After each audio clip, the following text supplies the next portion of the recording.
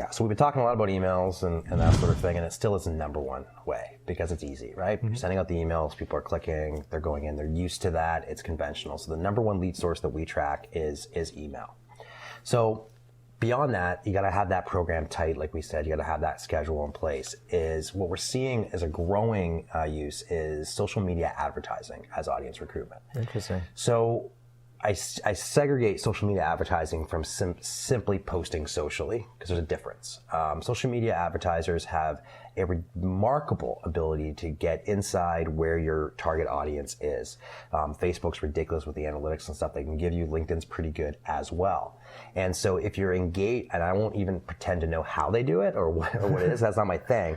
But when we're talking to customers who are employing this, they're getting 20 to 25% of the net new records that are coming in or the net new leads coming to their webinars through the social media advertising. That's great. So That's if you've got promising. if you got an agency or a firm or someone who's doing it, start talking to them about it because it's just like driving leads for anything.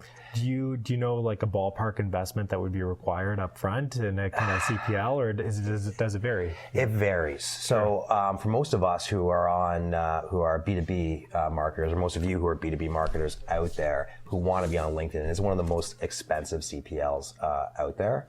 Facebook is much less expensive. I'm running out of time. TikTok. But I'm blaming you for interjecting on my question. That was my fault. But nonetheless, the management of the programs can be quite reasonable. But overall, the cost of it can vary drastically between the platforms. Okay, good stuff. I threw you off, so were there any other sources? Yeah, if I can have, I don't know, a little bit more time before I get buzzed there. We don't need to start the clock The other again. one I think it's important is the hub. So we're starting to see a lot of companies doing this, which is some level of a content hub or at minimum a webinar hub.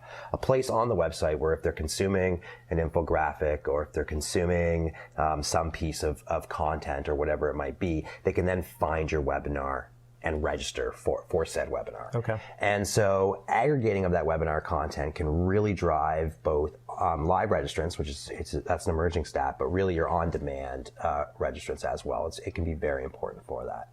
So you got to get that email program going if you're going to do it. But then, just like you were saying before about these little other things you can do outside of it, personalized cards, whatever it might be, is that these other ways that people can find your webinar are starting to be impactful in numbers of people who show up.